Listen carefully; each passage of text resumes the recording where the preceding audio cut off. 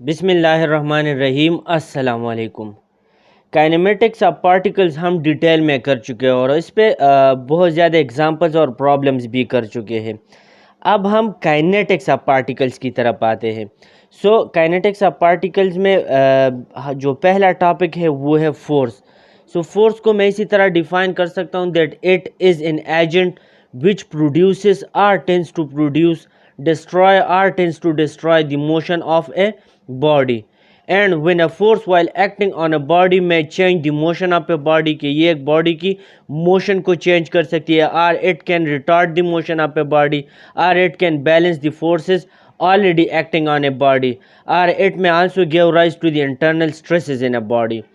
तो फोर्स वो एजेंट है जो कि किसी बॉडी में, और बॉडी जो कि यहाँ पे हम एज ए पार्टिकल कंसिडर कर रहे हैं, उसमें क्या करेगी कि या तो मोशन प्रोड्यूस करेगी या मोशन प्रोड्यूस करने की कोशिश करेगी, या उसकी जो ऑलरेडी मोशन में है बॉडी तो उस मोशन को डिस्ट्रॉय करेगी, मींस उसको या तो ख़त्म करेगी, उसको रेस्ट के फॉर्म में लाएगी, या उसको कम करने की कोशिश करेगी।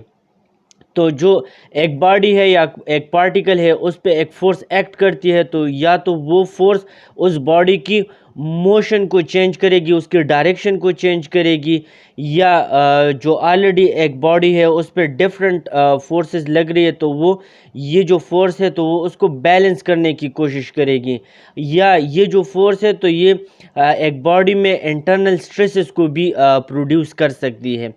तो ये फोर्स की कुछ फोर्स की डिफिनीशन थी और इसके बारे में थोड़ा सा कुछ कंसेप्ट था। अच्छा, एक फोर्स की एक जामे डिफिनीशन मैं इसी तरह लिख सकता हूँ कि force is an agent which produces or tends to produce, destroy or tends to destroy the motion of a body. A force while acting on a body may change the motion of a body, change the motion of the body,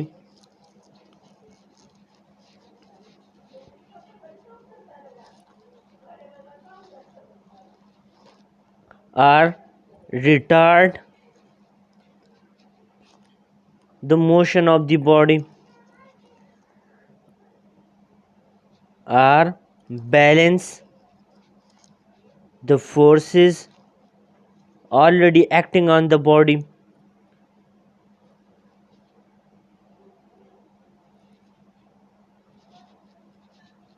already acting on the body, or gave rise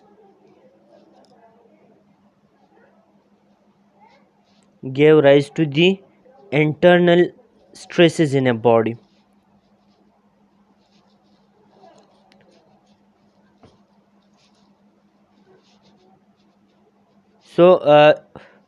यहाँ पे हमने summarise कर दिया कि एक force है, जब वो एक बॉडी पे एक्ट करती है तो इट में change the motion of the body or retard the motion of that body or balance the forces which are already acting on the body, or it may also give rise to the internal stresses in a body.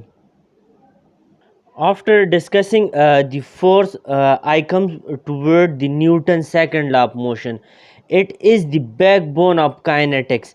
ये हम FSC level पे पढ़ चुके हैं। मज़ीद हम इसको थोड़ा सा समराइज़ करेंगे कि वो जो कंसेप्ट था FSC लेवल या मैट्रिक लेवल पे हमने जो पढ़ा था, ताकि वो हमें रिकॉल हो, क्योंकि काइनेटिक्स में हम फोर्सेस और न्यूटन सेकंड लॉ के बारे में पढ़ेंगे, और जितने भी प्रॉब्लम्स है तो हम न्यूटन सेकंड लॉ से ही सॉल्व करेंगे। तो Newton second law of motion की स्टेटमेंट को मैं इसी तरह रीड कर सकता हूँ that if the resultant force acting on a particle is not zero, the particle will have an acceleration proportional to the magnitude of the resultant force and in the direction of this resultant force. तो कहने का मतलब ये है कि आपके पास एक body है और उस बॉडी को मैं यहाँ पे जिस तरह ये टॉपिक है काइनेटिक्स ऑफ पार्टिकल्स के, उस बॉडी को मैं एज ए पार्टिकल कंसिडर कर रहा हूँ और इस पे सिस्टम फोर्सेस लग रहे हैं। तो जो रिजल्टेंट फोर्स है, फॉर एग्जांपल ये रिजल्टेंट फोर्स इस पे लग रहा है, और ये जो रिजल्टेंट फोर्स है it is not equal to zero. तो अगर ये कुछ force resultant mean not equal to zero के कुछ फोर्स इस पार्टिकल पे लग रहा है, अब ये ज़ीरो नहीं है, कुछ फोर्स लग रहा है, तो the particle will have an acceleration. तो इस पार्टिकल में एक्सेलरेशन प्रोड्यूस होगा, and this acceleration will be proportional to the magnitude of the resultant force. So ये जो एक्सेलरेशन होगा it will be proportional to the resultant force. जितना आप इस फोर्स को इंक्रीज़ करेंगे एक्सेलरेशन इंक्रीज़ होगी। और यहाँ पे अगर फोर्स की रिजल्टेंट फोर्स की डायरेक्शन ये होगी तो एक्सेलरेशन की डायरेक्शन भी ये होगी। अगर रिजल्टेंट फोर्स की डायरेक्शन ये होगी तो एक्सेलरेशन की डायरेक्शन भी ये होगी। मीन्स कि आपका जो रिजल्टेंट फोर्स है तो रिजल्टेंट फोर्स है, तो इसकी जो डायरेक्शन होगी वही एक्सेलरेशन की डायरेक्शन भी होगी, और जितनी इसकी मैग्नीट्यूड होगी उसी मैग्नीट्यूड के साथ साथ आपकी एक्सेलरेशन भी बढ़ेगी। तो न्यूटन सेकंड लॉ की स्टेटमेंट को मैं इसी तरह लिख सकता हूँ, if the resultant force acting on a particle is not zero, the particle will have an acceleration proportional to the magnitude of the resultant force and in the direction of this resultant force. Now do a small experiment.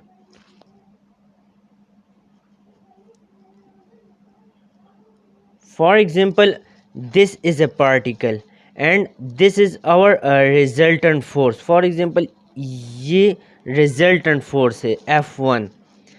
Now F1 is in this direction, and so acceleration will produce in this particle in the direction of this resultant force. So its acceleration will be F1. Now what we do, change the magnitude and direction of the force. So when we change the magnitude and direction of the force, then what will happen, our acceleration will also change and it will change in the same direction of force. तो अगर मैं force की direction और magnitude को change करूंगा तो क्या होगा कि इस फोर्स की मैग्नीट्यूड और डायरेक्शन के साथ साथ एक्सेलरेशन की मैग्नीट्यूड और डायरेक्शन भी चेंज हो जाएगी। तो इसकी डायरेक्शन वही हो जाएगी जो रिजल्टेंट फोर्स की डायरेक्शन होगी। फॉर एग्जांपल मैं फोर्स को रिजल्टेंट फोर्स की डायरेक्शन इसी डायरेक्शन में कर देता हूँ। फॉर एग्जांपल ये F2 है। नाउ जब ये F2 है तो एक्सेलरेशन भी मैग्नीट्यूड भी इसकी चेंज हो जाएगी और डायरेक्शन भी चेंज हो जाएगी, और direction in the same direction of F2 होगी। Now again change the magnitude and direction of force, तो क्या होगा कि सेम आपकी एक्सेलरेशन की मैग्नीट्यूड भी चेंज हो जाएगी और इसकी डायरेक्शन भी चेंज हो जाएगी, और डायरेक्शन आपकी फोर्स की जो डायरेक्शन है वही होगी। फॉर एग्जांपल ये आपकी F3 हो गई, मैंने इसको रिवर्स कर दिया तो अब आपकी एक्सेलरेशन भी रिवर्स हो जाएगी। तो ये एक स्मॉल सा एक्सपेरिमेंट था, हमने कर लिया। अब ये प्रैक्टिकली भी आप कर सकते हैं कि एक बॉडी है, आप उस पर फोर्स अप्लाई कर दे तो उसी फोर्स की मदद से क्या होगा कि उसमें एक्सेलरेशन प्रोड्यूस होगा, और उसी डायरेक्शन में जिस डायरेक्शन में आप फोर्स अप्लाई करेंगे। फिर आप क्या कर ले कि आप फोर्स की डायरेक्शन को चेंज कर ले, मैग्नीट्यूड को चेंज कर ले, तो जिस मैग्नीट्यूड में जिस डायरेक्शन में आपका फोर्स होगा उसी डायरेक्शन में आपकी एक्सेलरेशन प्रोड्यूस होगी। अगर आप फोर्स को रिवर्स में कर देते तो एक्सेलरेशन भी रिवर्स में प्रोड्यूस होगा। नाउ अब आप क्या कर ले, इस एक्सपेरिमेंट को जारी रखिए। अब आपके पास जो फोर्स की वैल्यू है वो लिख के और फिर एक्सेलरेशन की जो वैल्यू है वो लिखे। फॉर एग्जांपल इसको F1/A1 कर ले। नेक्स्ट अब आप क्या कर ले, F2/A2 जो ये वाला एक्सपेरिमेंट है। नेक्स्ट अब आप ये कर ले कि जो F3 है ये कर ले। अब यहाँ ये फोर्स है, एक्सेलरेशन है, दोनों का रेशो आप मालूम कर ले। F2/A2 ये आपके पास same particle mean same body के लिए है, तो इसी बॉडी के लिए डिफरेंट फोर्स तो डिफरेंट एक्सेलरेशन प्रोड्यूस होगा, different force different acceleration produce होगा, डिफरेंट फोर्स तो डिफरेंट एक्सेलरेशन प्रोड्यूस होगा। तो अब आप क्या कर ले कि इसका रेशो मालूम कर ले, इसका रेशो मालूम कर ले, इसका रेशो मालूम कर ले। जब आप रेशो मालूम कर लेंगे तो आपको एक कांस्टेंट वैल्यू मिल जाएगी।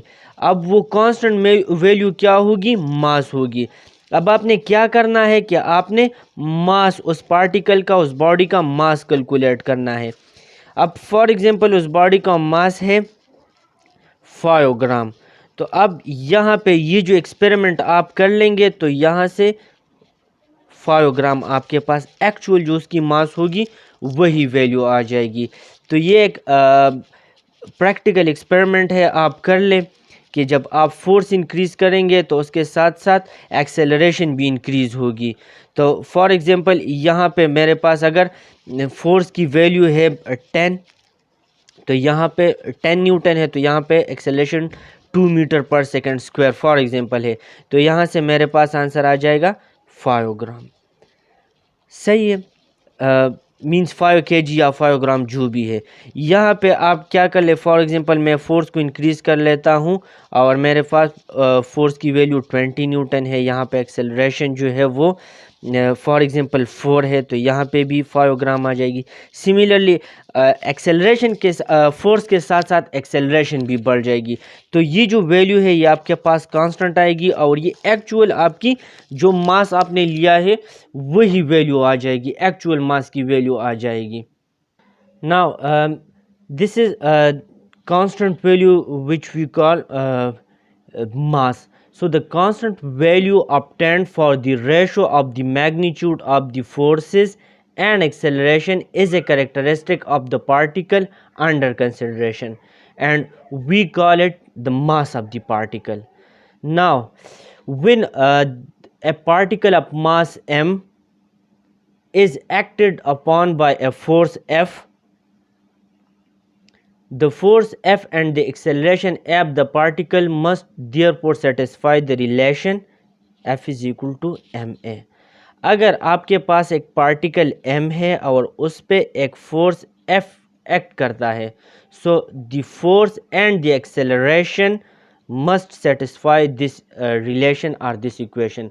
और ये ऑलरेडी FSC लेवल पे आप कर चुके हैं कि F is directly proportional to acceleration. पर जब आप ये कांस्टेंट जी प्रोपोर्शनलिटी को ख़त्म करते हैं डायरेक्ट प्रोपोर्शनल, तो इसकी जगह आप एक कांस्टेंट लगाते हैं।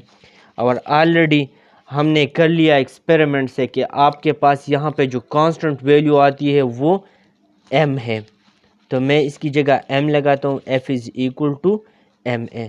तो अब आपके पास F is equal to ma, ये रिलेशन सेटिस्फाई होगा जब एक फोर्स एक पार्टिकल या एक मास पे एक्ट करेगा, तो ये रिलेशन अब आपके पास सेटिस्फाई होगा। Now when a particle is subjected simultaneously to several forces, अगर एक फोर्स नहीं है, कोई सिस्टम ऑफ फोर्सेस है, तो उसके लिए क्या होगा? Summation of forces is equal to ma। Now कि आपके पास जो नेट फोर्स होगा, नेट फोर्स की जो डायरेक्शन होगी तो वही एक्सेलरेशन की डायरेक्शन होगी। So here summation of F represent the sum or resultant of all the forces acting on the particle। तो ये it represents sum or resultant of all the forces acting on the body or acting on the particle in this case। So ये हमारे पास Newton second law of motion था जो कि कुछ detail में हमने कर दिया। इसके बाद अब हम मोमेंटम इक्वेशन की तरफ आएंगे, मोमेंटम की तरफ आएंगे, फिर न्यूटन सेकंड लॉ और मोमेंटम का जो इक्वेशन है या न्यूटन सेकंड लॉ को in the form of momentum हम किस तरह डिफाइन कर सकते हैं उसकी तरफ नेक्स्ट लेक्चर में आएंगे।